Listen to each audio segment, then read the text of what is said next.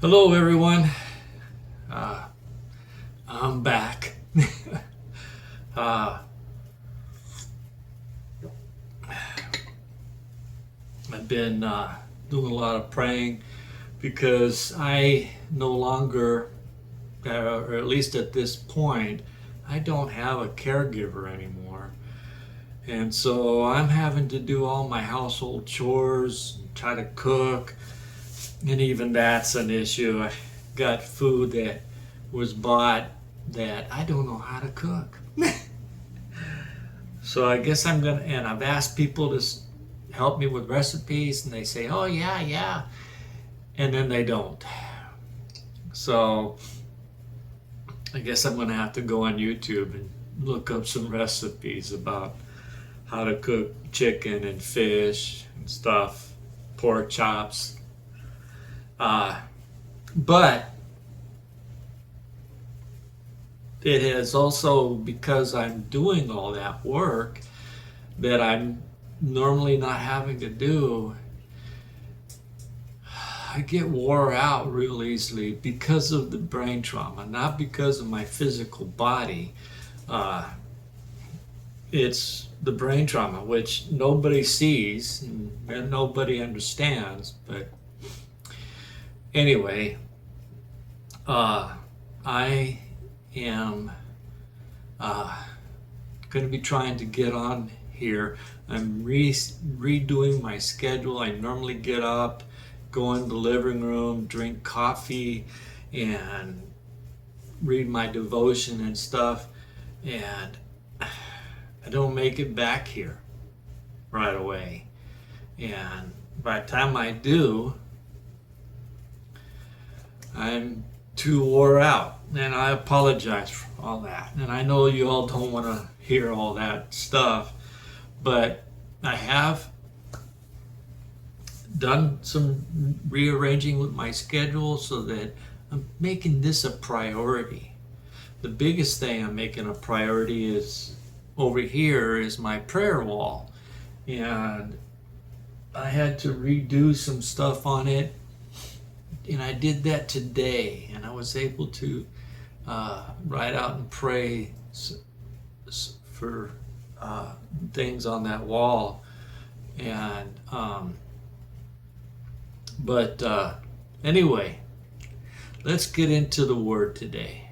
Now today, this is gonna be a little rough for some people to hear, because this is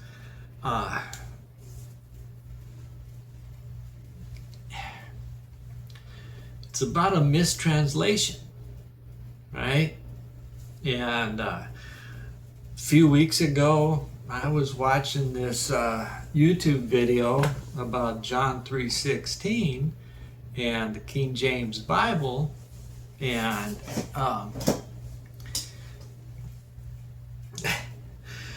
it was an AI generated program, and some of it didn't really make a lot of sense. I'm not big on the AI stuff, but it made me go and look into John 3:16. The program was saying that King John, okay, or James, King James, when he had commissioned the King James Version of the Bible written, he wanted a few things tweaked. Now, a lot of people have come to know that the characters in the Bible in the New Testament, the Apostle James and Jesus' brother James, their name really wasn't James. It was Joseph or Joshua, one of the two. I'm going to have to go back and re-look that up. But because King James wanted his name in there, and then that way he'd be remembered forever, right? But crazy thing people do. But he also, because a lot of his soldiers and warriors were coming into the Christian faith, he wanted them to be comfortable with their Christianity and believing that if they just believe in Jesus, then they're saved and they're all good, and then they can still go out and, you know, do wars and battles and stuff. But that video was showing that that's not the actual translation of that verse. So I have a concordance that's on the back over there, but I also have a concordance in my study Bible, red letter keyword study Bible, that has a concordance in the back. And I have an interlinear Bible, okay, which has the Hebrew, Greek, and English wording for the verses. So it's translating from either the Hebrew or the Greek, and in this case it's going to be more Greek, into English. And the section in the middle, I don't know if you all can see this, but this section, right here, let me get this up here, right?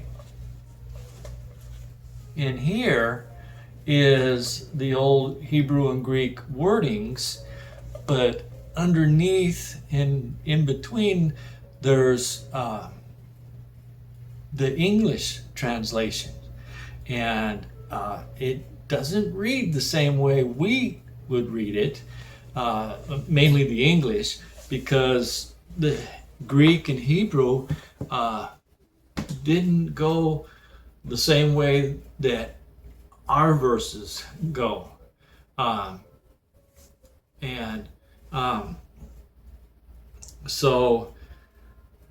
But over on the very edge, it's in English, and then down here on this side, it's all in English as well. And it translates it the way it's more of a word for word translation. And so I'm going to read out of my new American Standard Bible, the 1977 version, which has there is some these and thous, and yeah, it's a good Bible, okay? But John 3:16 in this Bible says, "For God so loved the world that he gave his only begotten Son, that whoever believes in him should not perish, but have eternal life," right? And that's what King James pretty much says, and several other Bibles that I looked up say pretty much the same thing, okay? But the way that it should have been, the true translation, the true wording is different.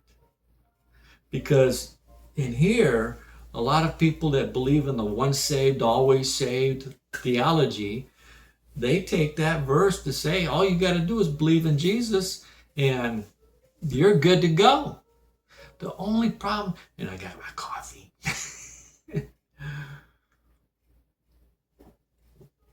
The only problem with that is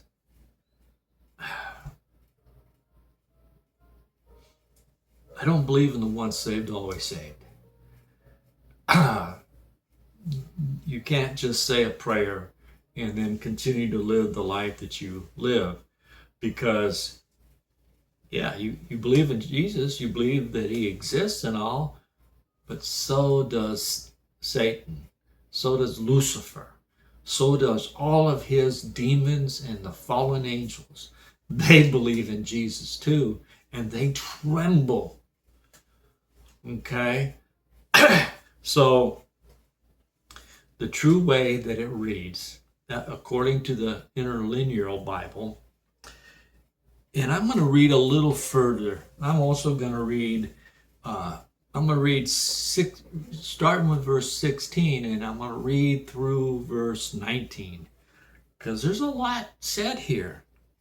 And it says, "For God so loved the world that he gave his only begotten Son, that everyone believing," not just believe, but believing into him should not perish, but have everlasting life. Believing is an ongoing belief. And it brings out believing into Jesus, right? So let me finish the rest of these verses, and I would beg you to all go back and reread everything I'm reading to you. Read before and after. Prove me wrong or prove me right. Okay? Those of you that got a concordance or you've got a computer program like Blue Letter Bible or Logos, go check out their concordance and the translation meanings. But anyway, verse 17 says, "For God did not send his Son into the world that he might judge the world," right? "But that the world might be saved through him." The one believing into him is not judged. Okay? It's an ongoing belief, and you're believing into Jesus. There's more to it.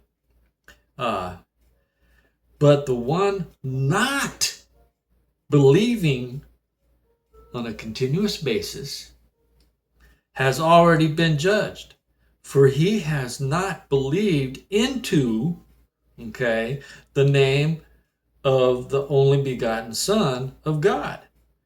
And this is the judgment, that the light has come into the world, and men loved the darkness more than the light, for their works were evil.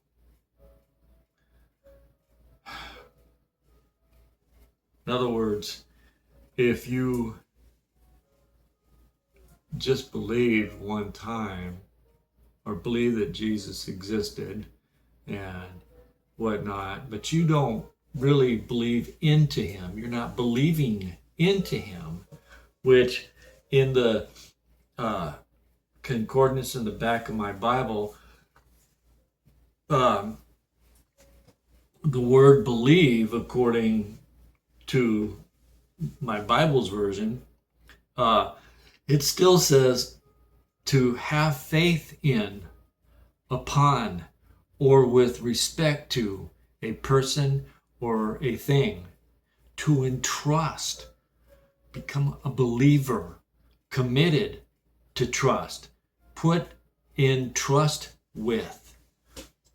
In other words, there's more to than just, oh yeah, I believe Jesus, I believe in Jesus.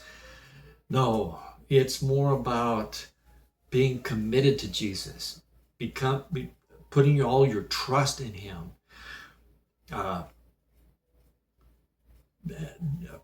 have faith in him and upon him, with, so there's more to that. That's why it's in the Interlinear Bible, it says believing into Jesus, basically, the Son of God,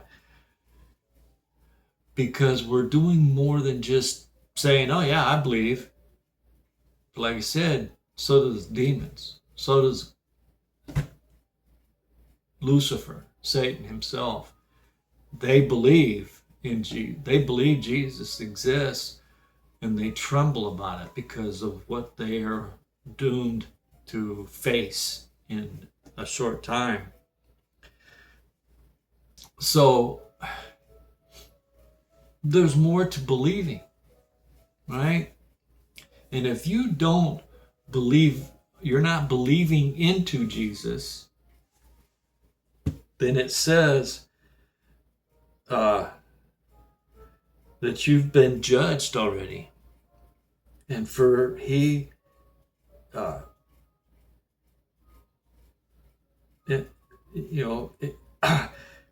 sorry. Verse 18, it says, the one believing into him is not judged, but the one not believing, okay, has already been judged, for he has not believed into the name of the only begotten Son of God. It's one thing to believe about somebody. It's another thing to believe into them and be continually believing, okay? Because it says, this is the judgment, that the light has come into the world, and men love the darkness more than the light, for their works were evil. In other words, you say the prayer, which in all reality, there's no biblical verses that talk about, oh, just say this prayer. There's more to it. But if you don't believe in Jesus, you're not believing in him and trusting in him and putting all your faith in him, you're totally committed to Jesus, you just want to go ahead and live your life the way you want to live it. Maybe show up on Sunday mornings for church, and then the rest of the week you're living a life of sin. That isn't going to make you saved, because you love the darkness more than you love the light. Because you only give the light maybe an hour or two, and then the rest of the week it's the darkness that you're into. You're not living your life for Jesus. So this, like I said, I was a little shocked by what that AI program was saying, but it made me do some major digging. And I'm going to be trying to do more of that digging, more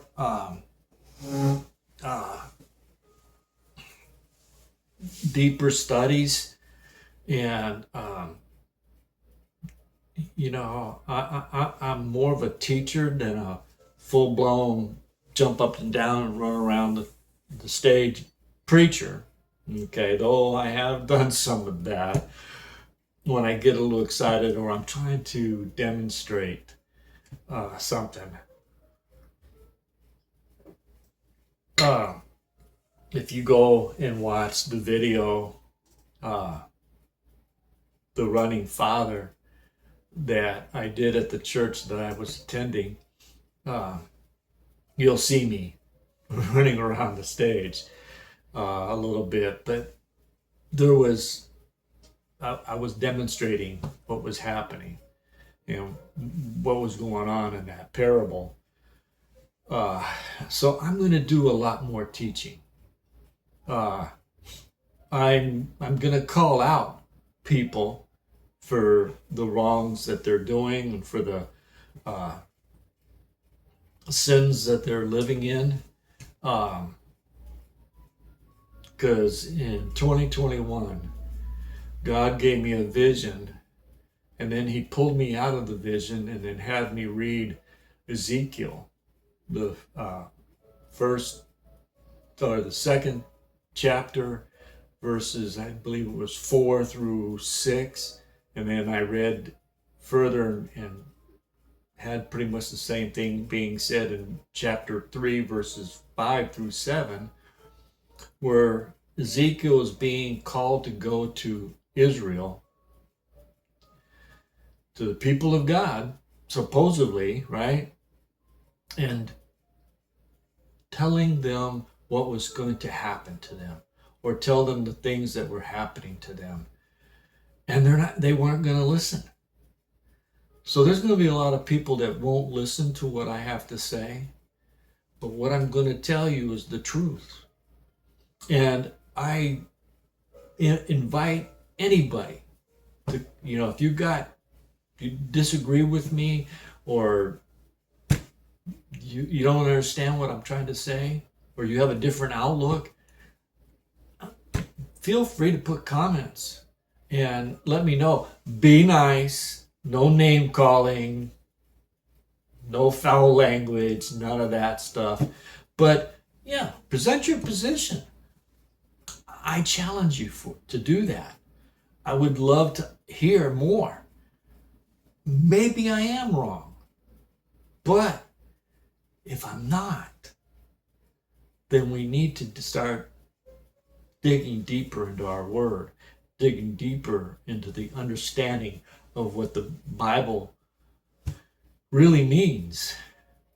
So anyway, I hope you all have a blessed week. Hopefully we'll see you next week. And maybe I might do a few little shorts in between. But anyway, I'll be blessed, right?